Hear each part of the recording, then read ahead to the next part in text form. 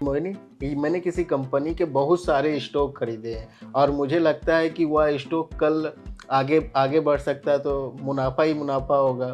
देखो, कल बढ़ेगा नहीं बढ़ेगा ये तो नहीं पता। कंपनी के स्टॉक खरीदे ये भी बहुत अच्छी बात है, लेकिन सारे पैसे एक ही स्टॉक में लगा दिया आपने, तो क्या आपने ये सोचा कि अगर वो स्टॉक नीचे गिर गए तो क्या होगा? इसके लिए क्या आपने हेजिंग टूल का इस्तेमाल किया है?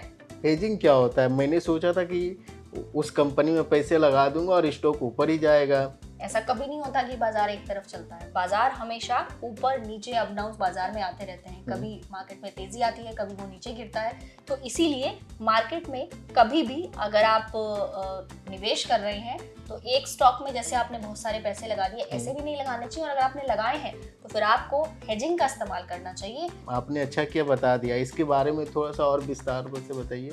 देखो, हेजिंग की स्ट्रैटेजी ये होती है कि मान लीजिए आपने कोई एक स्टॉक खरीदा है और वो स्टॉक उसी स्टॉक की आपको पुट ऑप्शन खरीदनी है, ताकि अगर वो स्टॉक बढ़ेगा तो आपको उसका फायदा मिलेगा, लेकिन अगर वो स्टॉक गिर रहा है तो ऐसे में जो आपका नुकसान है, जो आपके पैसे हैं, वो सारे ना वाइप आउट हो जाए, आपकी जो कैपिटल है वो सारी ना खत्म हो जाए। इसीलिए वो नुकसान को कम करने की एक स्ट्रैटेजी होती है। समझे? हाँ, समझ गया। लेकिन अगर मुझे किसी कंपनी का हेज करना हो, मतलब और किस तरह से कर सकते हैं? इसके दो तरीके होते हैं हेजिंग के। हेजिंग के मेनली दो तरीके, एक तो मैंने आपको पुट ऑप्शन वाला तरीका बताया, हाँ। और दूसरा होता है फ्यूचर कॉन्ट्रैक्ट्स।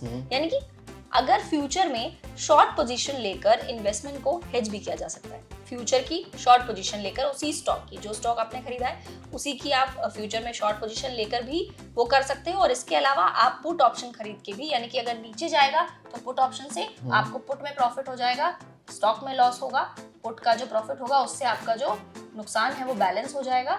तो ऐसे ही फ्यूचर में भी वो काम करता है। और ये एक इंश्योरेंस की तरह काम करता है। जैसे इंश्योरेंस में हमारे पैसों की पूरी सेफ्टी नहीं, लेकिन हमें उसका क्लेम मिलता है, तो वही उसी तरीके से ये भी काम करता है।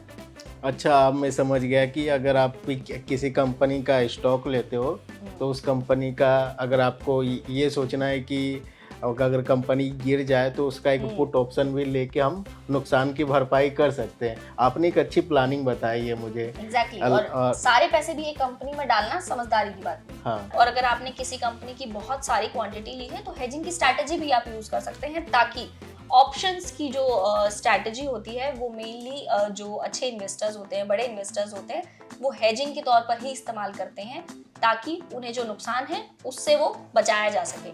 और इस वीडियो से, यानी कि इस कॉन्वर्सेशन से आपने क्या सीखा? अभी मुझे ये समझा कि आप पहले आप प्लानिंग कर लो, आप फाइनेंशियल एडवाइजर से आप सलाह ले लो और फिर किसी स्टॉक को आप बाय करो। और उसके बाद अगर आपको फ्यूचर में खेलना है तो आप कॉल भी ले सकते हो, पुट भी ले सकते हो। लेकिन आपको वो नेकेड प्ले नहीं करना है। आपको उसके लिए हेजिंग स्ट्रैटेजी के थ्रू ऑप्शंस और पुट को जो प्ले किया जाता है वही सबसे अच्छा तरीका माना जाता है।